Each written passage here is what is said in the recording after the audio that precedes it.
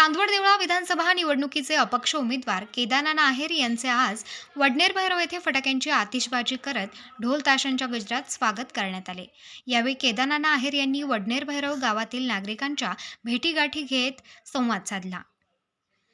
चांदवड देवळा मतदारसंघाचे अपक्ष उमेदवार केदारनाथ आहेर यांनी आज आपल्या प्रचाराचा शुभारंभ चांदवड येथील वडनेर भैरव येथील प्रसिद्ध श्री कालभैरवनाथांचे दर्शन घेऊन नारळ वाढवून प्रचाराचा शुभारंभ केला। यावेळी चांदवडचे सर्वपक्षीय नेत्यांनी बनवलेल्या चांदवड देवळा परिवर्तन विकास आघाडीच्या सर्व सदस्यांनी यावेळी वडनेर भैरव येथील मंजुळा मंगल कार्यालय येथे एकत्र येत प्रचार सभा घेतली।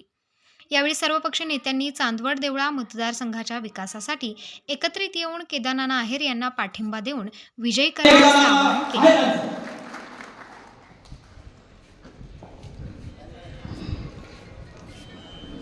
कालभैरवनाथाच्या आशीर्वादाने पुनीत झालेल्या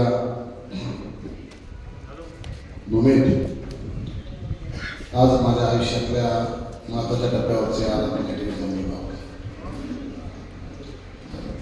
चांदवड देवळा परिवर्तन विकास आघाडीच्या माध्यमातून आज मी या ठिकाणी उमेदवारी करीत आहे। व्यासपीठावर आमचे मार्गदर्शक माताच्या आशीर्वादाने त्या ठिकाणी मी आरती केली, प्रचाराचा नारळ वाढवला।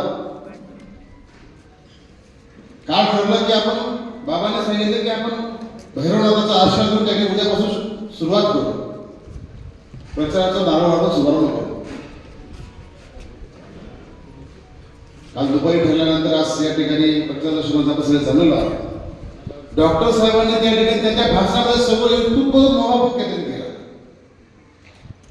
ही लढाई जी आहे एक अन्यायाविरोधी लढाई आहे, ही निधी अनिधीची लढाई आहे। 10 वर्ष 15 वर्ष या मतदारसंघाचा जे आश्वासनं दिले, जनतेचा रोष आहे। काल मी वडनेर भैरव गावामध्ये फिरत असताना पूर्ण परिसरामध्ये जेव्हा फिरलो, रस्त्यांची दयनीय अवस्था, संजय मामाने सांगितलं की माझ्या दुकानात जरा गुडघ्यावर खड्डे आहे, ही वस्तुस्थिती मी बघितली आणि वडनेर भैरवच्या जनतेचं केवढी सहनशीलता आहे याच्यामध्ये मला खूप विशेष वाटलंय। एवढे संयमी लोक आहेत वडनेर भैरवचे, एवढं सहन कसं करू शकतात? 10 वर्षांमध्ये या वडनेर भैरव परिसरामध्ये दयनीय अवस्था त्या ठिकाणी बघितली। 1.5 वर्षापूर्वी मी संजय मामाकडे काही कामानिमित्त आलो आणि त्यांनी सांगितलं की नाना या मतदारसंघामध्ये 10 वर्ष हे चुकीच्या पद्धतीने आमदार आमच्या सुद्धा दुकाना फोन उचलत नाही, तू निवडणुकीला तयारी कर। एवढं कसं शक्य?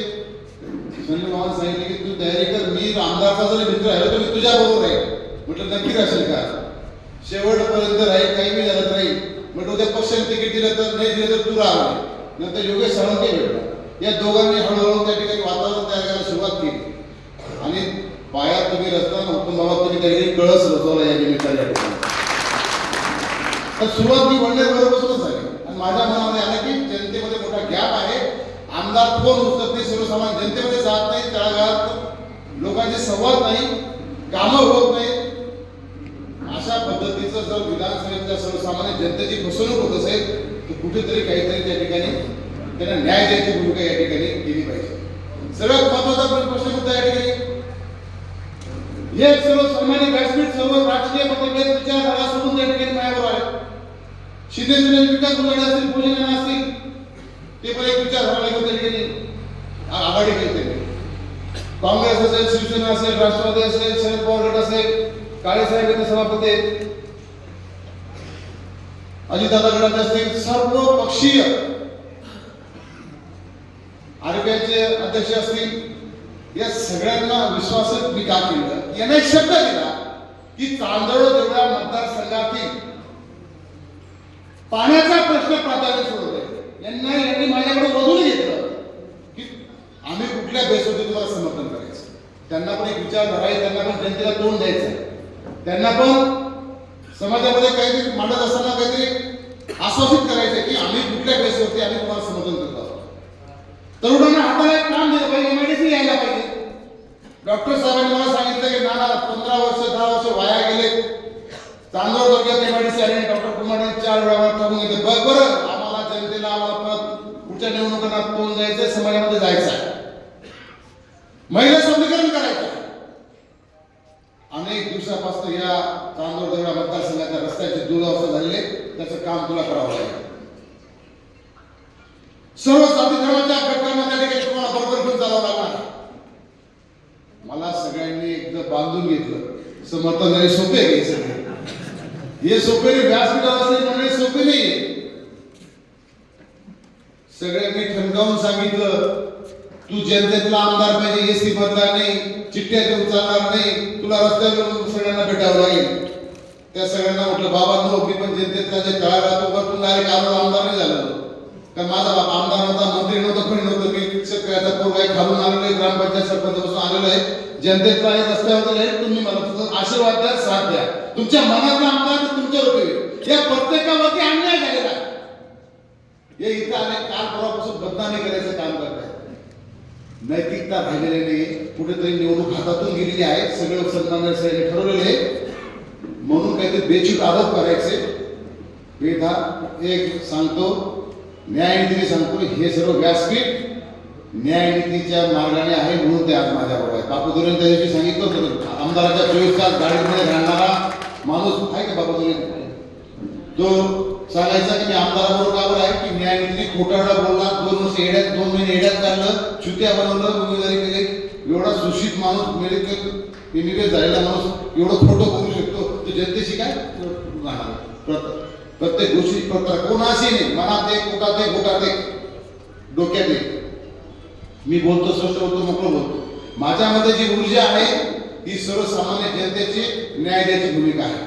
चांदोड देवळा विधानसभा मतदारसंघात त्याचे पाण्याचे प्रश्न असतील, रस्त्यांचे असतील, कॅनॉलचे प्रश्न असतील, विजेचे प्रश्न असतील, सगळे सोडवायची जबाबदारी माझ्यावरती येऊन ठेवली. आज सर्वसामान्य व्यासपीठावर नेतेगण या ठिकाणी मंडळी, खासदारचे व्हाईस चेअरमन पण या ठिकाणी, ज्येष्ठ आहेत ते पण या ठिकाणी आलेले आहेत. खऱ्या अर्थानं ही मोठी जबाबदारी माझ्यावरती पडली. 3-4 दिवसापासून या ठिकाणी संपूर्ण वातावरण रवून आहे. दुगावचे माजी सरपंच या ठिकाणी सगळ्या डॉक्टरांचा फोन आला. नाना म्हणे या गोल्डन कॅमेरा जीव करतो म्हणे. प्रत्येक गोष्टीला 3 पायऱ्या जावं लागतं, याला भेटा, त्याला भेटा, मग तो आमदाराला भेटावं लागतं. ही जे घुसमट आहे सर्वसामान्य जनतेला, ही कुठेतरी माझ्या रूपानं कुठेतरी त्या ठिकाणी सर्वसामान्य आशेचा किरण दिसतोय. या मतदारसंघाचा कायापालट केल्याशिवाय मी राहणार नाही. जे अनेक प्रश्न प्रलंबित राहिले, आश्वासनं दिली गेली आहे, ती पूर्ण झालेली माझं बघितला तर त्याच्यातल्या 2-3 गोष्टी सोडल्यानंतर संपूर्ण गोष्टींमध्ये, प्रत्येक संपूर्ण गोष्टींमध्ये त्या ठिकाणी दुर्लक्ष केले गेले, जनतेची फसवणूक केली गेली. अशा पद्धतीचं जनतेची फसवणूक मी ठराव देणार. आता खऱ्या अर्थानं विषय ही जी लढाई आहे अनितीची आहे. सगळ्यांच्या आशीर्वादाने का परदेशी चिन्ह मिळालं. आपली निशाणी काय सगळ्यांना माहिती आहे ना? काय दीक्षा आहे. या महाराष्ट्राचा मुख्यमंत्री, रिक्षावाला मुख्यमंत्री होऊ शकतो, तर चांदोड देवळा विधानसभेचा आमदार रिक्षा होणार नाही का?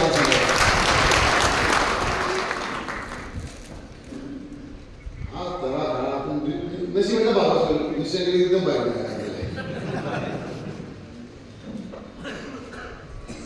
मी गोल्डन कॅन मधला खरा आमदार राहणार.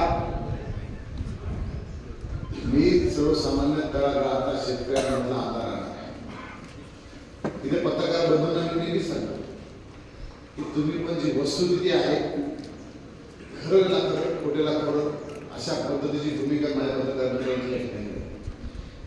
बाबा कोण? बाबा शेतकरी कुटुंबातून त्या ठिकाणी आमदार आहे. मी जेव्हा प्रवास करत असताना त्या ठिकाणी चांदोड मतदारसंघामध्ये चांगल्या पद्धतीचं तळागाळातल्या सर्वसामान्य गोरगरिबांच्या कुटुंबामध्ये आधार देणारा कोणी आमदार झाला असेल आता पद्धत बाबाच्या मला अनेक वेळा नम्रपणे नाव घेतो. नाना आम्ही तुम्हाला मदत करतो, बाबा सांगता यायला पाहिजे का? म्हणजे अशा पद्धतीचं लोकांनी मला माझ्याकडे बघून घेतलं की ते काय पद्धती असते, एक छबी असते, तुम्हाला काय आवडतं. आणि मी ठरवलं निश्चितपणानं या ठिकाणी जनतेतला, मनातला ज्या ज्या अपेक्षा आहेत त्या ठिकाणी भविष्यात दृष्टीने काम करणार आहे. विजयनारायण पुण्या ठिकाणी त्याचं बरोबर इथं जे पण प्रसारित पुढारी होते, संजू बोराच्या ठिकाणी त्यांनी राजकीय कायम करण्याचा प्रयत्न केला, सामाजिक केला, प्रत्येक ठिकाणी सर्वमान्य उमेदवार असं मत आजपासून, कारण असा एकही पक्ष शिल्लक नाही की ज्या पक्षाचे नेते तुमच्या व्यासपीठावर नाही. असे सर्वांचेच आणि तालुक्याच्या जनतेचे उमेदवार केदारनाथ आहेर यांच्या प्रचाराचा शुभारंभ खऱ्या अर्थानं आज भैरवनाथांच्या आशीर्वादानं या ठिकाणी होतोय. आणि प्रचाराच्या शुभारंभाला उशीर झाल्यामुळे मी जास्त काही बोलत नाही. आपल्या पवित्र भूमीतून या ठिकाणी करताय आणि भैरवनाथ ज्यांच्यावर कृपा करतो त्याचा विजय निश्चित असतो. नाना तुम्ही विजयी आहात, काळजी करू नका. परंतु दुर्दैव असे की या तालुक्यातील खऱ्या अर्थानं पुढाऱ्याने काही लोकांना प्रचंड मोठा पोटात गोळा उघडला. ही सगळी मंडळी व्यासपीठावर बघून अनेकांचं मी काल परवापासून व्हॉट्सअप बघतोय, फेसबुक बघतोय, त्या ठिकाणी मोठं कट कारस्थान चाललंय. काम तर कमी करायचं, पण तो बदनामी करण्याचं कट कारस्थान मोठ्या प्रमाणात या मतदारसंघात सुरू आहे. मला नवल वाटतं की राष्ट्रीय पक्षाच्या उमेदवारा घेऊन सुद्धा तुमची बरोबरी करू शकत नाही, त्यांचं दुर्दैव आहे. म्हणजे खरं तर त्यांनी पक्षाचा अजेंडा पुढे दिला पाहिजे, विजन पुढे दिला पाहिजे. परंतु आज त्यांचं भाषण चाललंय की हा एकाकडे गेला, तो तिकडे गेला, तो तिकडे गेला. तुमच्या जेवढा दम आहे, कोणी कुठे जाऊन तुम्ही निवडून आला पाहिजे, ताकद तुमची पाहिजे होती. आणि मी या ठिकाणी व्यासपीठावर सांगू इच्छितो, नीतीनं आणि न्यायानं वागा. ही नीती आणि न्यायाची लढाई आहे. अन्यायाविरुद्ध न्यायाची लढाई आहे. अन्याय ज्यांच्यावर झालं ते सगळ्या व्यासपीठावर या ठिकाणी उभे आहेत. तुम्ही न्याय दिला असता तर तुम्हाला कोणी लोकांनी सोडून गेले नसते, तुम्हालाही डोक्यावर घेतलं असतं. आज माझे असंख्य कार्यकर्ते या ठिकाणी व्यासपीठावर जे बसलेले आहेत, फौजीनाना असेल, विकास असेल, पूर्वीच त्या ठिकाणी गेले का तर त्यांनाही न्याय देऊ शकलो नाही. आणि तो न्याय केवळ आमदारांमुळे देऊ शकलो नाही. असे असंख्य कार्यकर्ते आहेत. वेळेस त्यांना न्याय दिला असता, माझ्या कार्यकर्त्यांना न्याय दिला असता तर डॉक्टर कुंभारडे कुठेही व्यासपीठ सोडायला तयार नसतो. ज्यांच्या बरोबर असतो, प्रामाणिक असतो. पहिले 12 वर्ष एक ठिकाणी साल घातलं, आताही 10 वर्ष एक ठिकाणी घातलं. न्याय दिला नाही म्हणून दुसऱ्या व्यासपीठावर यायची वेळ आली आणि त्यांना आपल्याला मदत करण्याची वेळ आली. सोशल मीडियावरती या ठिकाणी चुकीच्या बातम्या जर कोणी व्हायरल करत असेल तर त्याला सोडणार नाही, त्यांच्यावर एफआयआर करणार. कालच मी एक एफआयआर करून आलेलो आहे. उत्तम बाबासाहेब, तुम्हाला सांगतो, एका नेत्याने एका उमेदवाराचं काम दुसराच एक नेता करून राहिला. त्याचं सोशल मीडियाचं काम दुसराच माणूस पोहोचतोय. एका उमेदवाराच्या पैशावर एक उमेदवाराचं काम चाललंय आणि तो आमच्या बदनाम्या करत असं आम्ही सहन करणार नाही. त्याच्यावर सुद्धा त्या ठिकाणी एफआयआर करून मी या ठिकाणी आलेलो आहे. आणि चुकीच्या बातम्या कोणी पसरवणार असेल तर त्यांना सुद्धा सोडणार नाही. सगळ्यांवर त्या ठिकाणी बदनामीने आपण नुकसानचा दावा दाखल करेल. बदनामी करताना कोणाचा विचार करा, तुम्ही त्याचा पुरावा घ्या. 100% कोणी चुकलेला असेल तर त्याला सोडू पण नका. परंतु आमच्या खोटे आरोप करून तुम्ही मोठे होणार असाल तर आम्ही तुम्हाला सुद्धा सोडणार नाही. ही धमकीवाला या ठिकाणी माझा इशारा समजा. कारण विकास करायचा असेल तर खऱ्या अर्थानं चांगल्या माणसाच्या पाठीमागे राहावं लागतं. गेली 10 वर्षापासून आम्ही आमदार साहेबांसोबत या ठिकाणी मतदारसंघात खांद्याला खांदा लावून फिरतो. त्या दिवशी मी सांगितलं होतं की 2009 ला या ठिकाणी या मतदारसंघामध्ये फक्त 7,500 मतं भाजपाला होती. 2014 ला त्या ठिकाणी भाजपाच्या उमेदवाराला फक्त 9,500 मतं होती. आज मात्र भारतीय जनता पार्टी 40-50-55 हजाराच्या पुढे गेलंय. ही आमच्या सगळ्या कार्यकर्त्यांची मेहनत होती. आम्ही अनेक वेळा सांगत होतो, या ठिकाणी छोटे छोटे प्रश्न आहेत, पाण्याचे प्रश्न आहेत, ते तुम्ही सोडवा. या जनतेला फक्त पाणीच पाहिजे. बाबा नेहमी त्यांच्या भाषणात बोलता, मी 3 एकराचा शेतकरी आज 40 एकरावर झालो, केवळ माझ्या शेतीला पाणी मिळालं म्हणून झालं. मग आमच्या पूर्व भागामध्ये दुष्काळ तुम्हाला कधी दिसतच नाही का? देवळा तालुक्यातला पूर्व भागाचा दुष्काळ कधी दिसलाच नाही का? 10 वर्षामध्ये त्या ठिकाणी चनकापूरच्या उजव्या कालव्यामध्ये कुठलंही काम झालं नाही. 10 इंच सुद्धा काम त्या ठिकाणी वाढलं नाही. आमचंही हायराईज प्राण परिप्रश्न त्या ठिकाणी सुटला नाही. जिल्ह्यातील राज्यातील सगळ्याचे पाण्याचे प्रश्न सुटले. देवळाचं त्या ठिकाणी संपूर्ण खानदेशला नारपारचं पाणी मिळतंय. त्या ठिकाणी शिन्नरला त्या ठिकाणी पाणी पुरवठ्याची त्या ठिकाणी व्यवस्था झालेली आहे. गारगाई देव नदीमधून 14.5 कोटी 14.5 कोटीचं पाणी त्या ठिकाणी खर्च करून शिन्नर आणि संपूर्ण महाराष्ट्राचं त्या ठिकाणी काम बघतंय. त्या ठिकाणी दमणगंगा, गोदावरी, वाघाड नदीचं पाणी महाराष्ट्रात त्या ठिकाणी मराठवाड्यापर्यंत जात आहे. आणि चांदवडला एकमेव योजना होती पार गोदावरी. हे चारही प्रकल्प एकाच वेळेस चालू झाले. मग चांदवडचाच प्रकल्प, ज्या प्रकल्पातून चांदवडला पाणी मिळणार होतं, तो प्रकल्प शिल्लक का राहिला. तरच मग त्या ठिकाणी मत मागायल्यानंतर मत सुद्धा मागायला येऊ नका. तुम्ही आमच्यावर अन्याय करता, पुन्हा आमच्याकडनं अपेक्षा बाळगता. अरे आमच्या जनतेसाठी आम्ही या ठिकाणी लढतो, जनतेला न्याय देण्यासाठी अहोरात्र आम्ही प्रेम करतो. आमच्या जनतेला तुमच्या पैशाशी घेणं नाही, तुमच्या कामाशी घेणं नाही, परंतु आमच्या जनतेचा एकमेव प्रश्न होता आमच्या शेतीच्या पाण्याच्या प्रश्नाचा, पिण्याच्या पाण्याच्या प्रश्नाचा, तरुणांना एव्हल्युशनच्या निमित्तानं रोजगारीचा, शेतकरी बांधवांच्या त्या ठिकाणी असलेल्या अडचणी. 5-5, 2-2, 3-3 दिवस तुम्ही 10-10, 15-15 दिवस मतदारसंघात येत नसाल तर या मतदारसंघाची कामं करायची तरी कोणी, हा प्रश्न जनतेने काही आपल्याला विचारला पाहिजे. किती लोकांनी फोन केले, उचलले, हात वर करून दाखवा.